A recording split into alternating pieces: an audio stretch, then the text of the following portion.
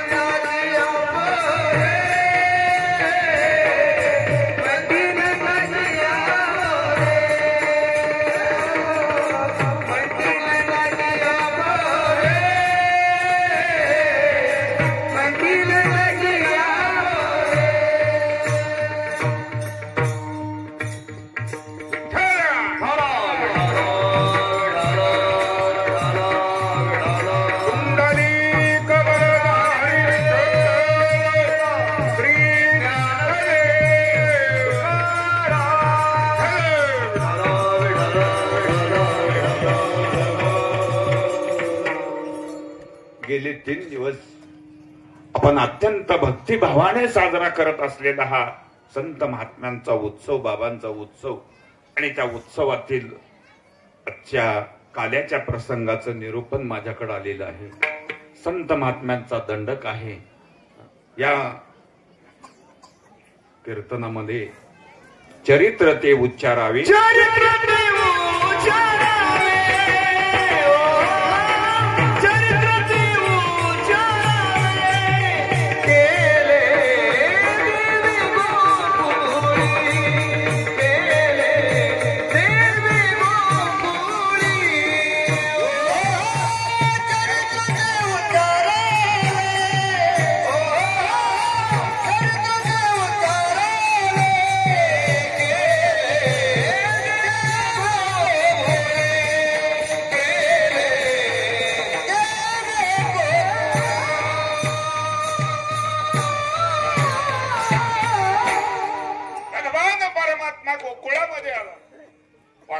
भगवान परमात्म्याचा जन्म मथुरेमध्ये झाला, पण सगळं कामकाज गोकुळामध्ये झालं.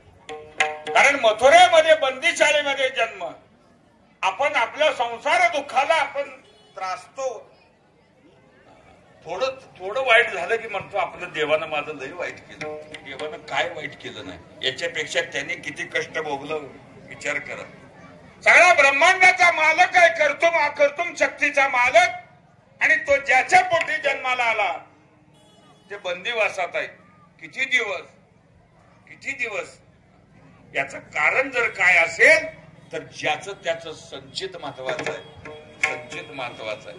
ज्या वेळेला भगवान परमात्मा जन्माला आले त्यावेळेला बंदीशाळेमध्ये जन्म झाल्यानंतर आपणाशी ठाव नंदाघरी, त्यांनी सांगितलं मला इथं ठेवू नका, कानंदाच्या घराला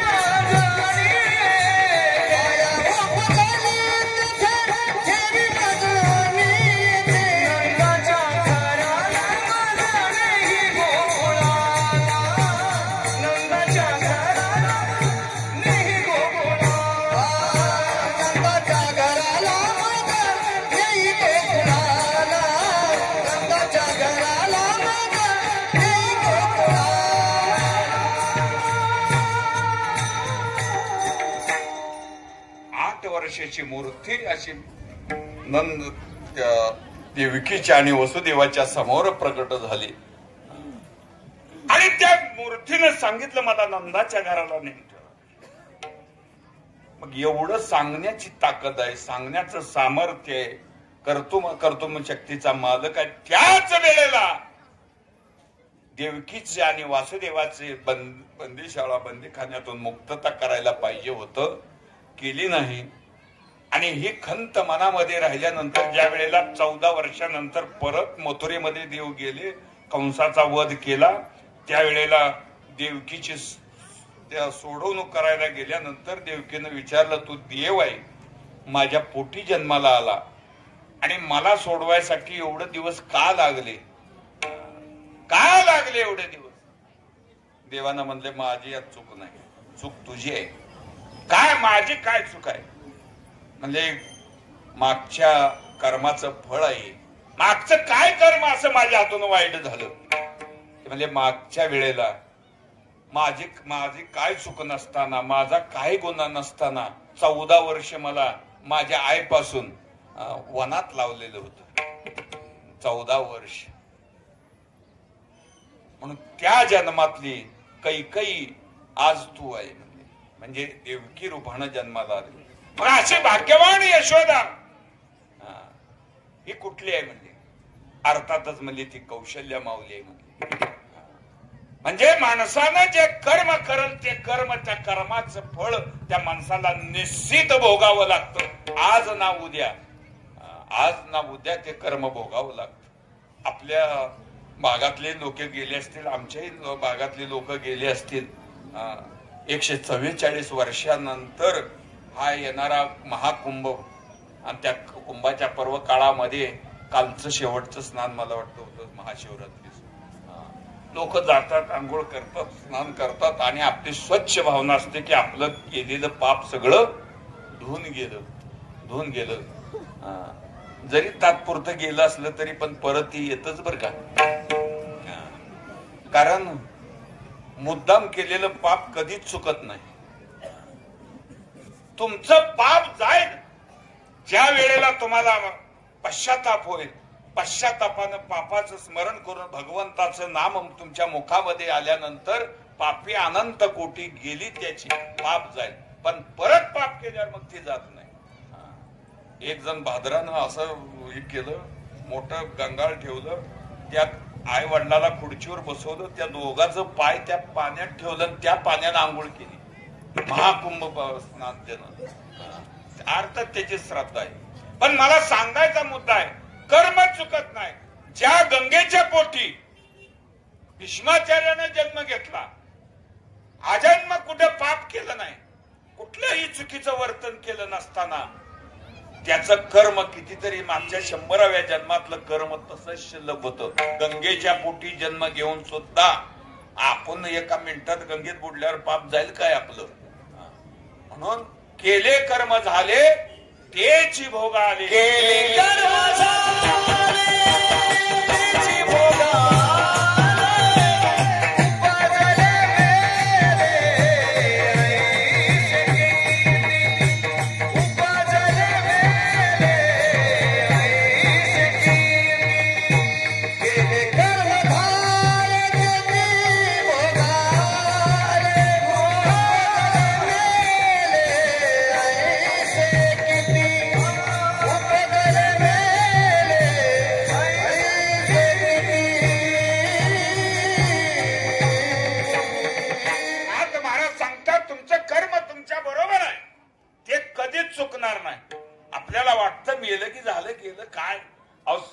इथं जाग्याला, तुमची जमीन जाग्याला राहील, पैसा जाग्याला राहील, तुम्ही बांधलेलं घर जाग्याला राहील, तुमचे बंधू जाग्याला राहील, तुमची पत्नी जाग्याला राहील, सगळं जाग्याला राहील.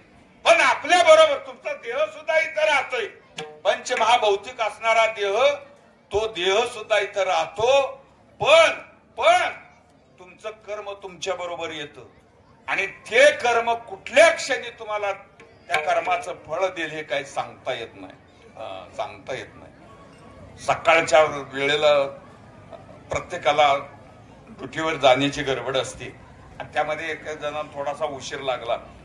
साहेबाचं घर होतं, ते साहेब चांगल्या ड्युटीवर होते आणि जाता जाता गडबडीनं चालले. गाडीचा दरवाजा उघडताना त्या गाडी खाली कुत्रं झोपलेलं होतं. त्या कुत्रीच्या शेपट्यावर पाय पडला. कुत्रीच्या शेपट्यावर पाय पडल्याबरोबर कुत्र्यानं पॅन्ट धरली साहेबाची. इकडे तिकडे बघतात. आता साहेबाच्या दारात दगड आहे का? आपल्या शेतकऱ्याच्या दारात दगड खड, कुठलाही दगड उचलला तर लगी मारता येते. तत कुठली दगड इकडे तिकडे बघत तर ते कुत्रं गेलं पळून. कुत्रं पळून गेलं पण त्या साहेबाला आधीच उशीर झालेला. त्यात ते कुत्रं चावलं. राग मनामध्ये गेल्या गेल्या शिपायावर तो राग काढला. शिपायावर राग काढला. शिपाई म्हणला माझं काय चुकलं नाही, सगळे कामं वेळच्या वेळेला येतील आणि सगळी कामं वेळच्या वेळेला असताना साहेबांनी माझ्यावर राग काढला, काय कारण असावं? ते डोक्यातच त्याच्या. आता ती शिपाई कुणावर राग काढायचा? सगळी वरिष्ठ आहे किंवा अधिकारी सगळे. त्यानं आपलं ते डोक्यात ठेवलं साहेबांनी अपमान केलेला आणि तसंच घरी गेलं. घरी गेल्या गेल्या बायकोने विचारलं भाजीसाठी काय आणलंय गाव? भाजीसाठी काय आणलंय का म्हटल्यावर त्याचा पारा जे चालला ते सगळा राग त्या बायकोवर काढला. बायकोने विचार केला माझं काय चुकलं? आता भाजीसाठी विचारणं, आता मी नवऱ्याला विचारणार, नवऱ्याला विचारायचं नाही मग कुणाला विचारायचं? माझं काय चुकलं? काय चुकलं नसताना कधीच लग्न झाल्यापासून आपल्याला खवळलं नाहीत मालक. आज खवळलं, काय कारण असावं? काय कारण असावं? काय कारण असावं? असा विचार करत करत पाणी दिलं, चहा ठेवला आणि चहा ठेवला असताना एक 8-9 वर्षाचा मुलगा रडत रडत आई बशी आला. आई मला उद्या 20 रुपये सरांनी आणाय सांगितले, तर आई मला 20 रुपये सरांनी आणाय सांगितलेत असं म्हणत म्हणत ते आईच्या पदराला पिळा घालायला लागलं. तो राग आईनं त्या मुलावर काढला. मुलाला दिली एक तडकाने. मुलगा म्हणला आता आईला मागायचं नाही म्हणजे कुणाला मागायचं? आता काय करा? मुलगा रडत रडत बाहेर आलं. डोळत चोळत दगड घेतला, सहज दगड मारला. ती सकाळच्या कुत्र्याला लागला. म्हणजे केलेल्या कर्माची शिक्षा मिळते, पण ते कुणाच्या हातनं मिळते हे सांगता येत नाही. म्हणून देवकी मातेला सांगितलं तुझ्या कर्माची चूक आहे, माझी चूक नाही. तुझं मागच्या पूर्वीचं कर्म. भगवान परमात्मा गोकुळामध्ये आले आणि गोकुळामध्ये आल्यानंतर त्यांनी संघटन चालू केलं. कारण कुठलाही समाज संघटनेशिवाय पुढे जात नाही. संत महात्मे हे संघटक आहेत. देव हे संकटक आहे. संत महात्मे सुद्धा जड जीवांचा उद्धार करण्यासाठी अवतार तुम्हा धराया कारण उद्धाराया जन जड जीवांचा उद्धार करायला संत महात्मे भूतलावर येतात. समाज दुःखे, समाजाचे दुःख, समाजाचं दारिद्र्य, समाजाला समाधान देण्यासाठी संत महात्मे इथे येतात आणि भक्ती जनामध्ये समाजामध्ये रुजवली जाते संत महात्मे. कारण बाबांचा अवतार हे समाजासाठी ज्याचा कुठल्या कुळामध्ये जन्म घेतात ते महत्वाचं नाही. पवित्र ते कुळ, पावन तो देश, जेथे हरीचे दास जन्म घेते ते कुळ पावन होतं. मग ते कुळ कुणाचंही असो, वंश उद्धारीला माळे याचा म्हणजे सावता महाराज ज्या कुळात जन्माला आले त्यांचा वंश म्हणजे संत महात्म्यांच्या अवतारामध्ये ताकद असते. आणि समाजासाठी भक्ती वाढवली जाते, समाजाला सुख प्राप्त होण्यासाठी अहोरात्र संत महात्मे कष्ट घेत असतात. वाढविले सुख भक्ती भाव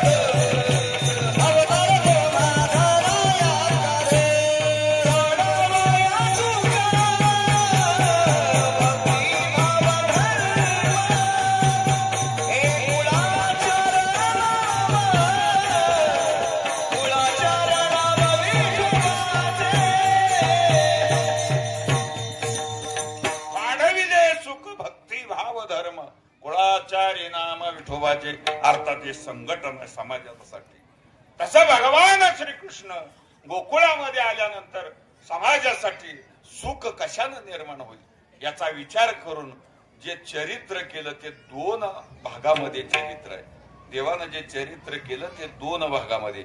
संतांचं चरित्र होत असतं, देवाचं चरित्र होत असतं. तुमचं आमचं काय होतं कुणास ठाऊक. म्हणून 2 भागामध्ये चरित्र देवानं केलं.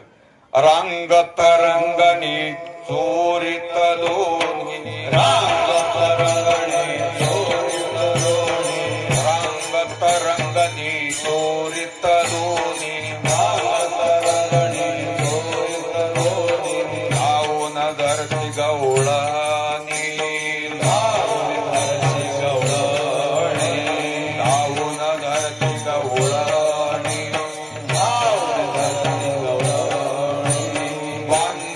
चरणी देते गाराणी, देते चरणी देते गाराणी, मानगती चरणी देते गाराणी, चरणी देते गाराणी. शोधे साधने, शोधे साधने, शोधे साधने, शोधे साधने.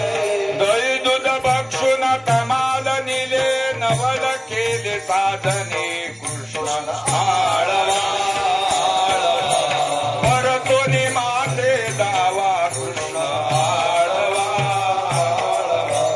परतोनी माते कृष्ण आळवा, परतोनी माते कृष्ण आळवा, परतोनी माते. 2 भागामध्ये चरित्र केलं. रांगत रांगती चोरीत दोन्ही, धावोने धरते गवळणी. एक रांगत असताना केलं आणि दुसरं गायी राखत असताना केलं. एदसे चरित्र केले नारायणे रांगता गोधने राखिताही. रांगत असताना चरित्र केलं काय आणि गोधन गाय राखत असताना चरित्र केलं. आपल्या समाजाचा उद्धार करण्यासाठी आपल्या लोकांकडे बघितल्यानंतर देवाला वाटलं ही सगळीच अशी सगळी काडी पैलवान लोक दिसू लागली. कुणाच्या अंगावर अशी तेजी नाही, लक्ष्मी कुणाच्या अंगावर नाही, सगळी अशी. सवंगडी जमा केलं आणि सवंगडी जमा केल्यानंतर देवानं विचारलं, आपण सगळे निर्माता आहे, शेतकरी म्हणजे सगळं निर्माण करणार आहे हो आपण, सगळ्या चांगल्या चांगल्या पद्धतीची पिकं घेतोय आपण. आता काय माहित कोणाष्टाव शेतकऱ्याला. आता आता हे पूर्वीचे नाहीत खळी वगैरे, आता नाहीत, पण पूर्वी खळी असायची. चांगला चांगला झालेला माल आपण पेटला विकायचो आणि त्या खळ्यातले मात्र कानी कवळी कुठं ते तसलं खात बसायचं. चांगलं खात नव्हतं आपण. म्हणून चांगलं खाल्लं पाहिजे, चांगला विचार, कारण खाण्यावरनं विचार असतो. तुम्ही जसं खाल तसा तुमचा विचार असतो, त्या विचारानुरूप वर्तन असतं. म्हणून काळ सारावा चिंतने एकांतवासी गंगा स्नाने देवाच्या पूजने प्रदक्षिणा तुळशीच्या त्याच्यामध्ये द्रुपदायुक्त आहार. तुमचा आहार जर योग्य असेल तर तुमचा विचार विहार चांगला राहतोय. म्हणून चांगलं खाण्यासाठी सवंगडाला विचारलं तुमची तब्येत का असे. त्यांनी सांगितलं कृष्णा दही दूध भरपूर आहे आमच्या घरी, सगळं आहे, पण चांगला माल मथुरेला जातोय आणि आमच्या वाट्याला फक्त ताकाचं फुडूक पाणी येते.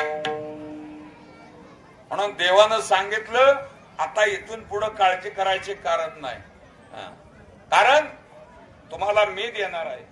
आधी देतो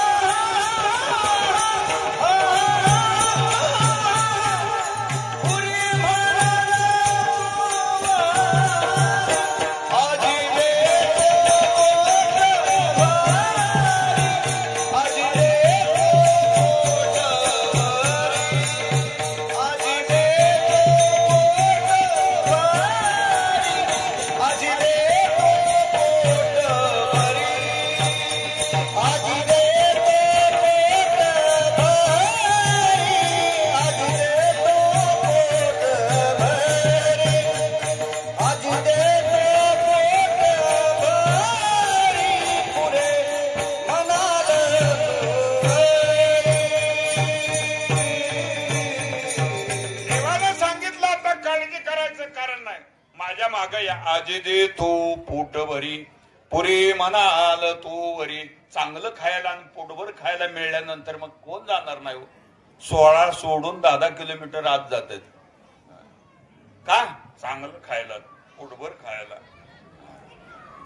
किती वाजता बंद करायचंय मला थोडं सांगा. आमचं असं चराटाला चराट लांबत गेलं मग त्याला काय नाही, असं थोडक्यात 5-10 मिनिटात अशा पद्धतीनं आश्वासित केलं मागच्या मंडळीला. मोकळं आश्वासन नाही, ते पुढारीचे आश्वासन मोकळे असतात.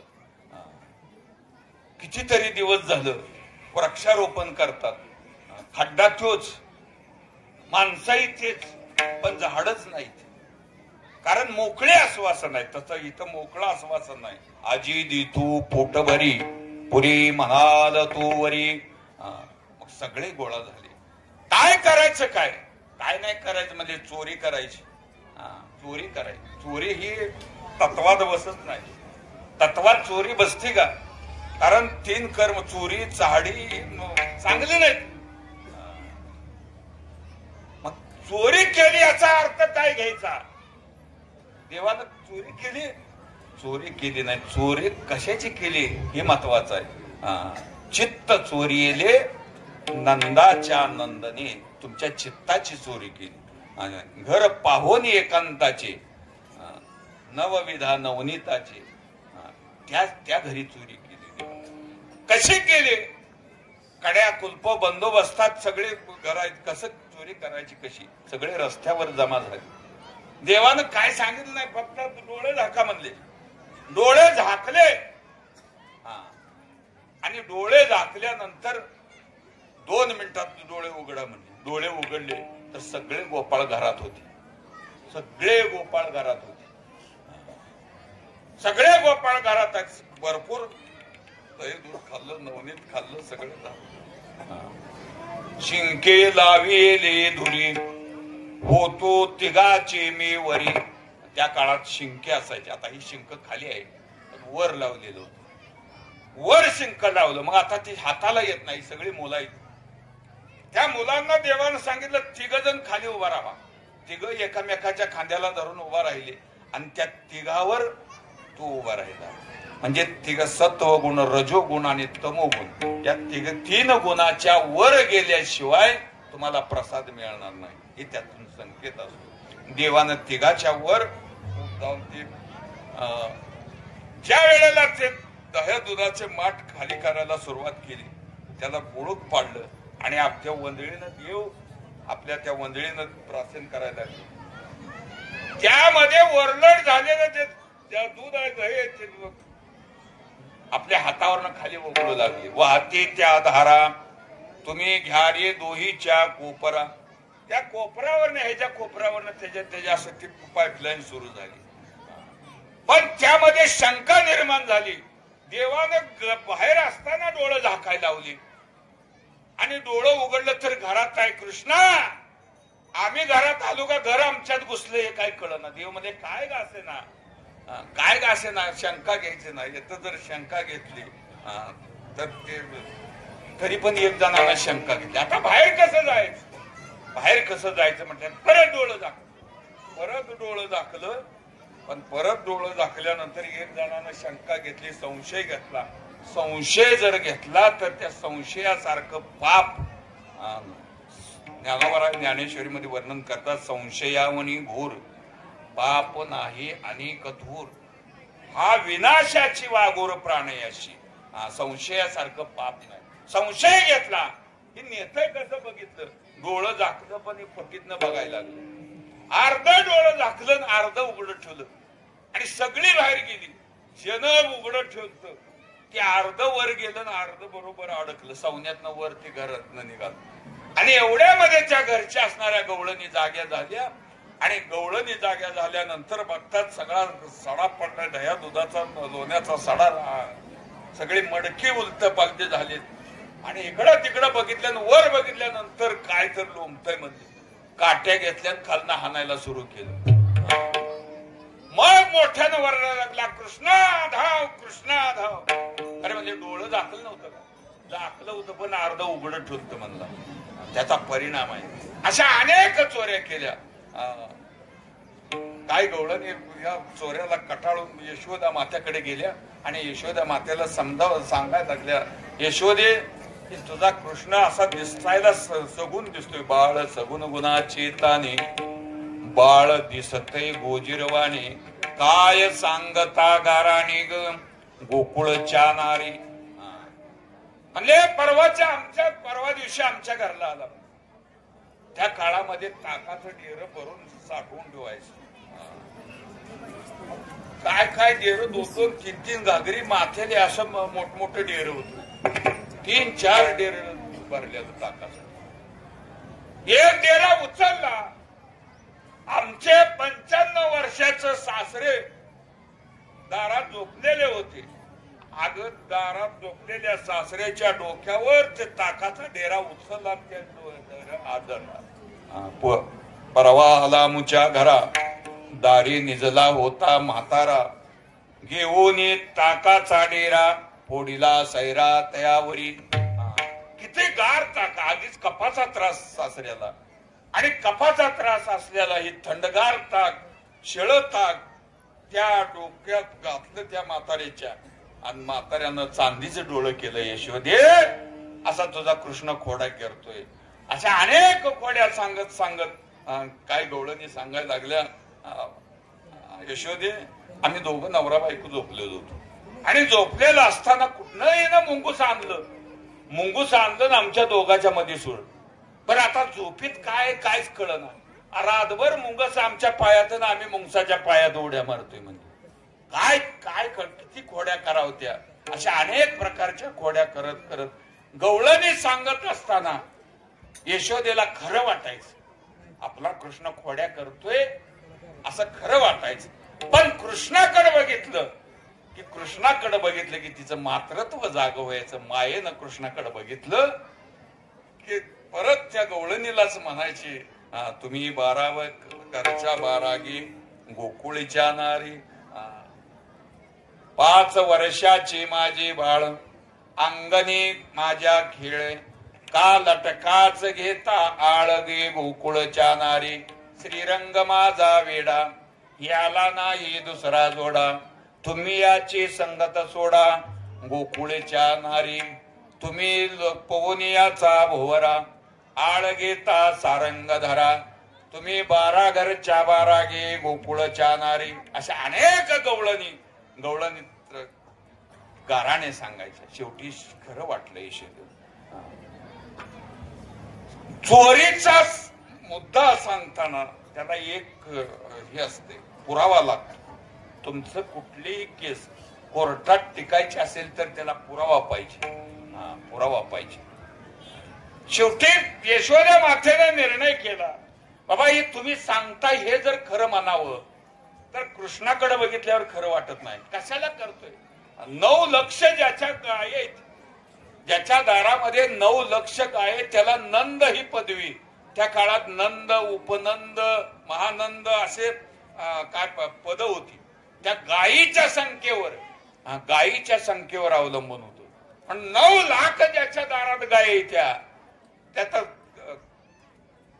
कमी असेल का त्या गायीचे दूध त्या घरामध्ये? कशाला चोरी करायला वाटायचं? तरी पण तुमचं जर खरं म्हणावं तर पुरावा काहीतरी मला द्या.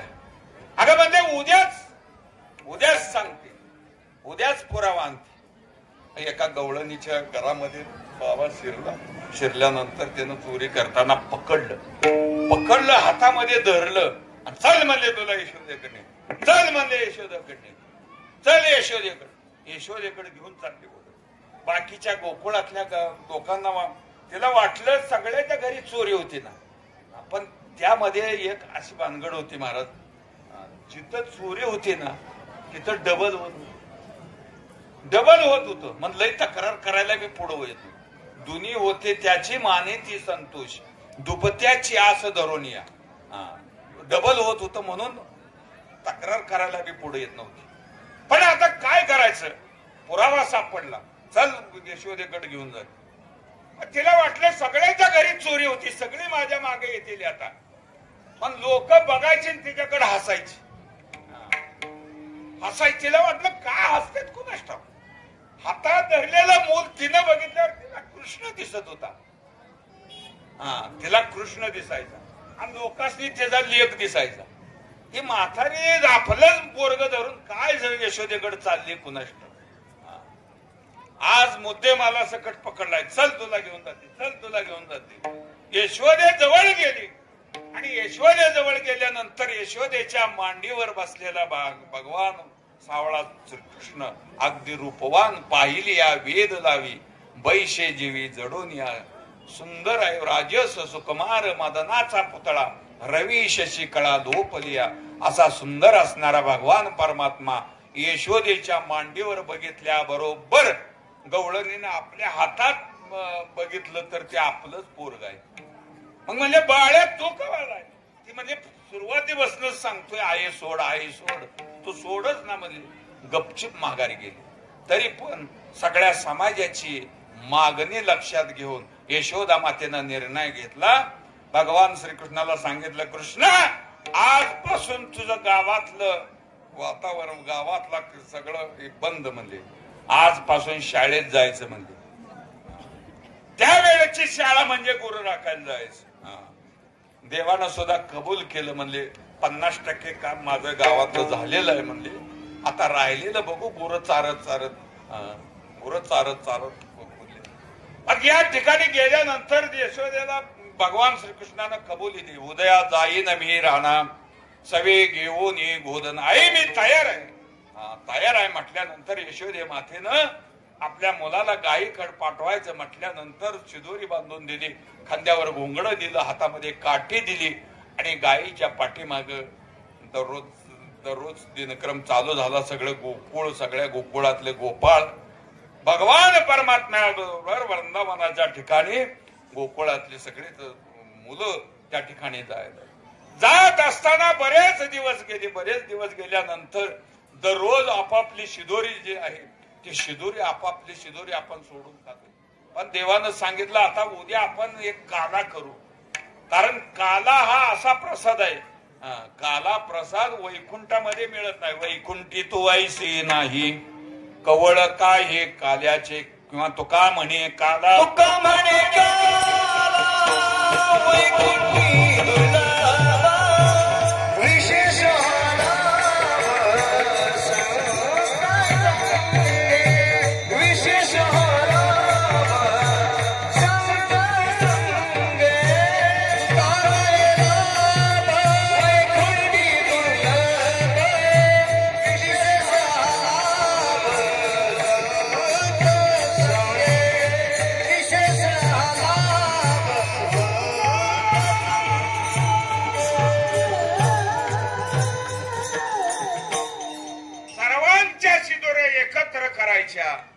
आणि मग त्या भक्षण करायच्या. सगळ्यांनी मान्यता दिली, सगळ्यांनी शिदोरी. देवानं सांगितलं इथं जसं आहे तसं यायचं. नाहीतर एका पूर्वीच्या काळामध्ये पाऊस पडत नसायचा. आणि पाऊस पडत नसायचा म्हटल्यानंतर काहीतरी असं उपाय करायचे. कुठं गाढवाचे लग्न लावायचे, कुठं काय करायचं, कुठं देवळं धुवायची. त्या देवळाच्या पाण्याचा दोंडा वड्यापर्यंत जाईपर्यंत देवळं धुवायची. असं उपाय करत होते. एका गावात उपाय केला काय, प्रत्येकानं 1-1 लिटर दुधाचा तांब्या आणायचा, महादेवाचा गाभारा दुधानं भरायचा. महादेवाचा गाभारा दुधानं भरायचा. इथं एक जणानं विचार केला सगळी दूध घेऊन येणार आहे, त्यात आपला पाण्याचा तांब्या गेला मग काय बिघडतं, एवढ्या सगळ्याच्यात एक तांब्या पाणी खपना काय. त्यानं नेऊन पाणी ओतलं. सकाळ बघते की सगळं पाणीच होतं. सगळ्यांनीच तो विचार केला, सगळ्यांनीच विचार केला आपला एक तांब्या पाणी असलं मग काय, सगळ्यांनी पाणीच होत. तसं करायचं नाही. माझी शिदोरी आहे तशीच शिदोरी आली पाहिजे. त्या गोपाळामध्ये आपले जगद्गुरु तुकोबराय होते. जगद्गुरु तुकोबरायांनी विनंती केली, देवा ज्याच्या घरी चांगलं संपत्ती आहे, चांगलं घर आहे, घरी माणसं चांगली येते, ती शिदोरी घेऊन येत, मी कुठं आणू. तुका म्हणे हरी माझे कोणीच नाही घरी, मला कोण नाही, नका करू दुरी मज पाया वेगळे. अशा पद्धतीने सर्वांच्या शिदोऱ्या एकत्र केल्या आणि एकत्र केल्यानंतर तो काल्याचा प्रसाद पाहण्यासाठी आजी ओस अमरावती काला पहावया येती देव विसरती देहभाव आपुला. सगळी काला पाहण्यासाठी वैकुंठातून सगळे भगवान परमात्म्याचा काला पाहण्यासाठी देव. सगळ्यांना अपेक्षा आहे आपल्याला काला पाहायला मिळावा, काल्याचा प्रसाद भक्षण करण्यासाठी मिळावं. पण त्या काल्याचा प्रसादाचं भक्षण जर करायचं असेल तर त्यात सामील झालं पाहिजे. पण आपण मोठा आहे कसं पंक्तीला जाऊन बसायचं, आपण मोठा आहे हा गर्व त्यांच्या मनामध्ये होता. कसा हात पसरायचा, कारण महाराज सांगतात हात पसरी जिने ढिग त्याचे. हात कसा पसरायचा, कोणी ब्रह्मदेव आहे, महेंद्र आहे, इंद्र आहे, चंद्र आहे, महेंद्र, काय करायचं. त्या सगळ्यांनी विचार केला. हे काला खाल्ल्यानंतर खरकट हात धुण्यासाठी नदीवर त्या यमुनाच्या पाण्यामध्ये हे गोपाळ ज्या वेळेला येतील त्यावेळेला त्या गोपाळांच्या हाताचं उचिष्ट, काल्याचं उचिष्ट, काल्याचं शीत या पाण्यामध्ये पडल्यानंतर ते आपल्याला भक्षण करण्यासाठी मिळावं या उद्देशानं काल्याची आशे देव जळी झाले मासे, देव मासे झाले. पण हे देवानं वेळ ओळखतो. आणि गोपाळांना सांगितलं, गोपाळा काला खाल्ल्यानंतर कुणी सुद्धा नदीला हात धुवायला जायचं नाही. आणि देवा हात कुठे धुयाचं, हात कुठे धुयाचं. आता हाताला हात पुसावा तर प्रत्येक हातामध्ये देवतांचा वास आहे. आपल्या भुजावर देवतांचा वास आहे, दंड्यामध्ये देवतांचा वास आहे, छातीवर देवतांचा वास आहे, पोटावर देवतांचा वास आहे, पायावर देवतांचा वास आहे. काल्याचा हात कुठे पुसायचा. देवानं युक्ती काढली, सगळीकडे देवतांचा वास आहे पण एका ठिकाणी देवतांचा वास नाही. ते आपल्या आपल्या डोंगणाला हात पुसा म्हणले तर देवाचा वास आहे. कशाला वास घ्यायला, वास देवता वास करते. पुसोन या हात तिरी सांगा. मग पाणी पाणी म्हणून काय भक्षण करायचं. देव म्हणले गायींचं दूध भक्षण करा, दूध प्राशन करा. दूध पेले, ऐकलं देवात. पण त्या वेळेला सगळे मासे झाले पण एक जण या गोपाळात येऊन मिसळला होता. एक जण गोपाळात मिसळला आणि त्या गोपाळाच्या हातात हात आपला पुढं केला. तोंड फक्त लपवलं, तोंड दिसू दिलं नाही. तोंड त्यानं दिसू दिलं. देवानं एवढा चतुरा तू शिरोमणी चतुर आहे त्यानं ओळखलं. बाबा हा हात जरा नवीनच दिसतोय. हा हात नवीन या गावातला तर नाही म्हणले. कुठलाही हात, शेजारच्या गावाचा सुद्धा नाही, नवे इंदापूर तालुक्यातला नाही. कुठलाही हात सांगा तरी सांग ना. म्हणजे पुणे जिल्ह्यातला हात नाही, शेजारच्या सोलापूर जिल्ह्यातला सुद्धा नाही. हात कुठला. आपले गुरुवारी बापूसाहेब विनोदानं सांगतात, कुठलाही नागा सांग ना, कमीत कमी कुठल्या फडावरचा ती तर सांग. म्हणजे ब्रह्मदेव आपला हात तिथं आलेला होता तरी पण देवानं त्यांना प्रसाद दिला नाही. म्हणून सर्वांना गोलाकार बसवून पुढं लहान, त्याच्या पाठीमागं मोठी, त्याच्या मागं मोठे असे कमलाकार गोल गोपाळांना बसवून भगवान श्रीकृष्णानं यमुनेच्या या वाळवंटामध्ये जो काला केला तो का म्हणे वाळवंट बरवे नीट उत्तम. तो काल्याचं प्रतीक म्हणून आज आपण या ठिकाणी या उत्सवाची सांगता या निमित्तानं तो काल्याचा प्रसाद आपण ग्रहण करतो. पुंडलिक वरदा श्री ज्ञानेश्वर माऊली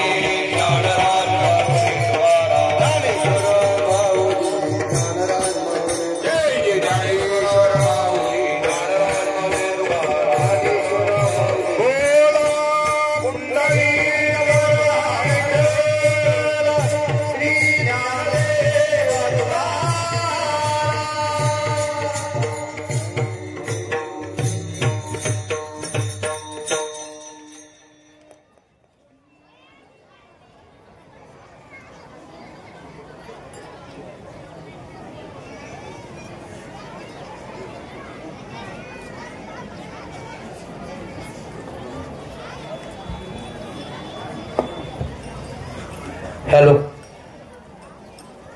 संत गुलाबा आणि काशी विश्वेश्वर यात्रेनिमित्त आपल्या गावातील संतोष किसन देवकर यांनी आपल्या छोट्याशा व्यवसाय व्यापार डाळिंब व्यापारामधून संत गुलाबाबा संस्थांसाठी त्यांची सालाबादप्रमाणे वर्गणी 2001 रुपये असते आणि देणगी म्हणून 1 लाख रुपये मंदिर बांधकाम खाली फेवर प्लॉट टाकण्यासाठी असं 1 लाख रुपयाची देणगी आणि त्यांचे 2001 असे 1,02,001 रुपया देणगी दिलेली आहे. त्यांचा संतांच्या वतीने तर सत्कार होतोय आणि ती देणगी आपले निकम महाराज यांच्या हस्ते संस्थांचे अध्यक्ष ऍडव्होकेट तानाजीराव बाबूराव देवकर, काशीनाथ देवकर आणि महाराज यांच्या हस्ते ऍडव्होकेट तानाजीराव बाबूराव देवकर यांनी स्वीकारावे अशी मी विनंती करतोय. संतोष देवकर पुढे या.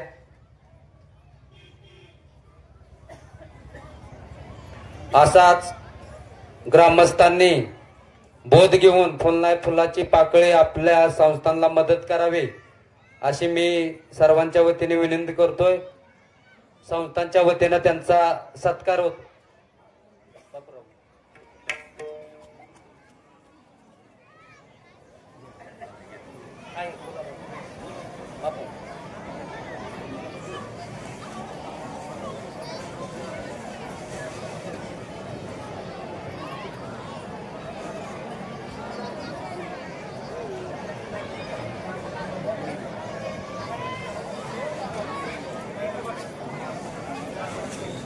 बरोबर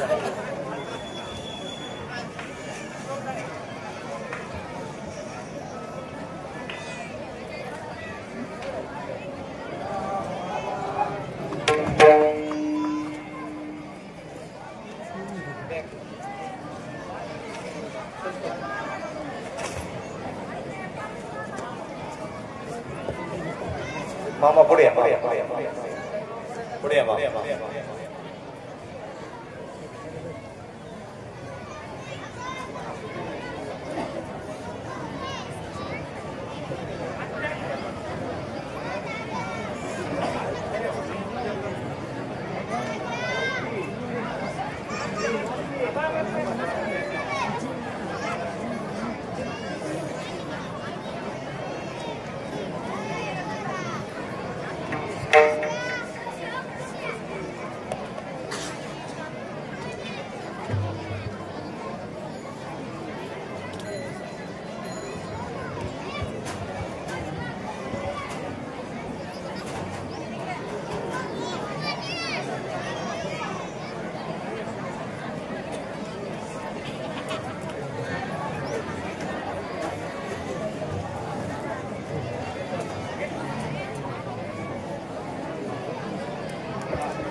सिद्धेश्वर संत गुलाब बाबा की जय.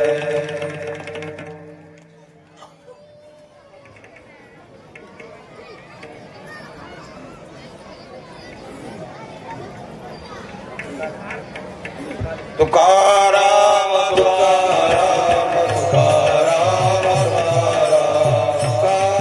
तुकाराम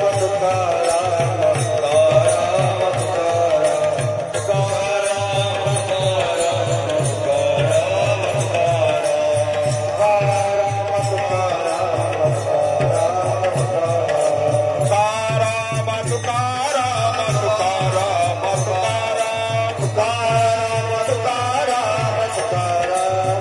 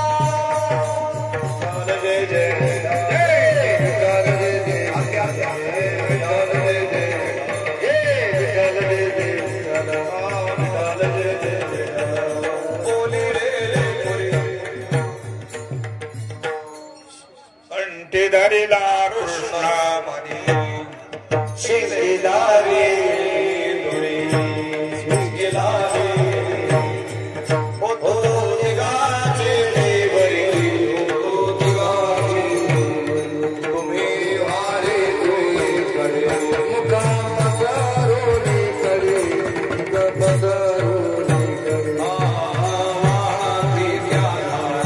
यार दोही जागो परा यार दोही जागो कामणे आदि लोका आदि गौरी दिलोका गौरी दिलोका तुम्ही वारे तुई कडे मुख पसरोनी कडे मुख पसरोनी कंठी धरला कामणे अवघाजणे काला कोई कामे का वैष्णवनिका बाहुलिया ब्रह्मादिका उत्तम रूपदा कादावा कोई कामे का वैष्णवनिका तुका मुनि भूमंडली आम्ही बळी वीरवाडे कादावा कोई कामे का वैष्णवनिका ज्ञानदेव तुकारा ज्ञानदेव तुकारा ज्ञानदेव तुकारा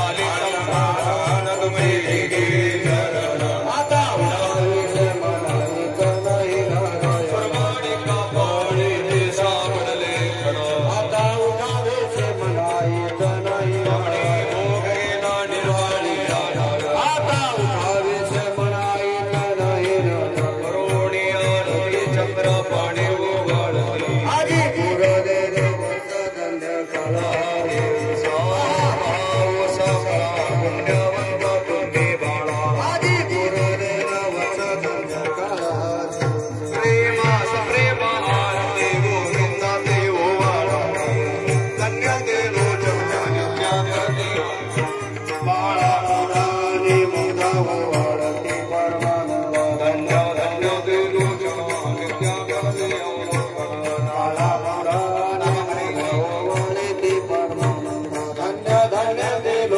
चक्र नित्यानंदी रामा हरे केशवाने कुदिराय धन्य धन्य देव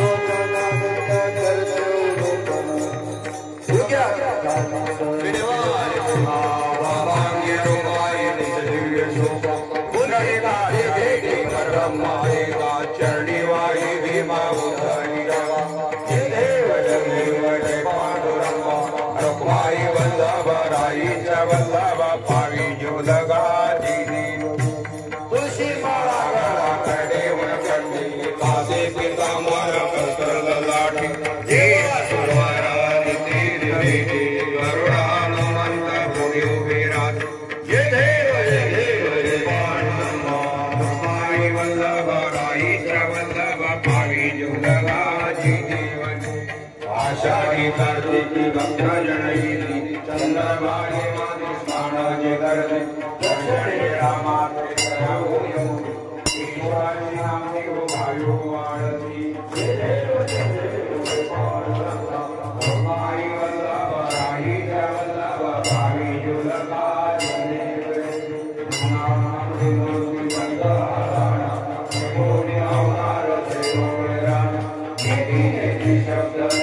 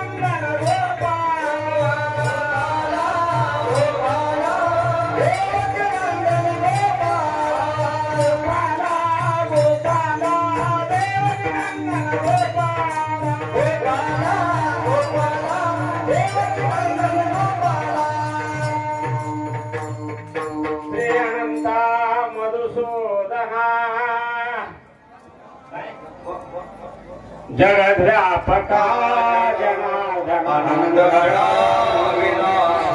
सकल देवादिदेवा आनंदा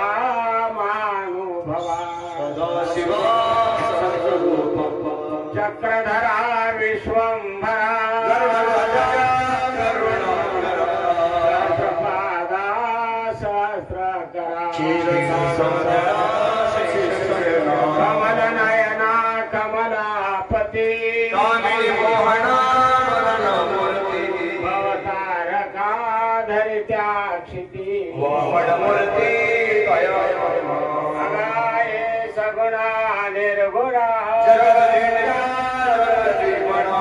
वसुदेव देवकी नंदना काला लोटांगणी चिकरी तसे विनवणी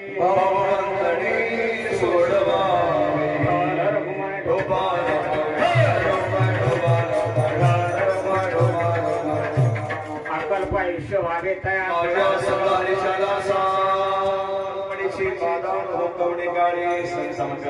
अहंकाराचा वारा न लागोरा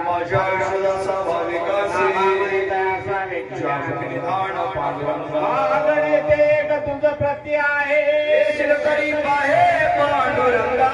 संताशी निरविहेची मजदी म्हणी आता उदार तू होये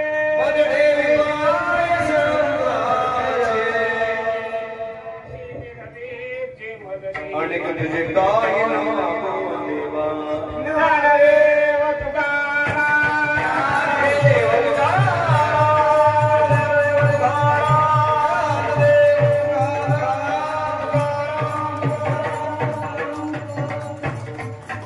कुंडली गोदर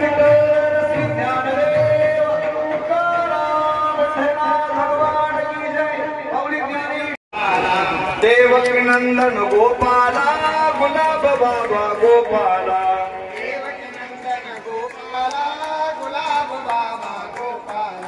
देवकी नंदन गोपाला काटेल वाले गोपाला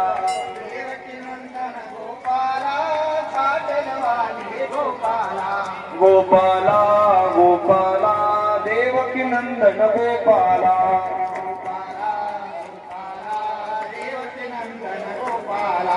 गोपाला गोपाला गुलाब बाबा गोपाला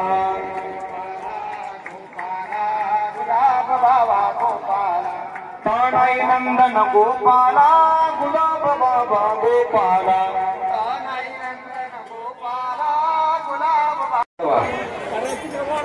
दोन तीन बुंदीच्या पात्या वाढवा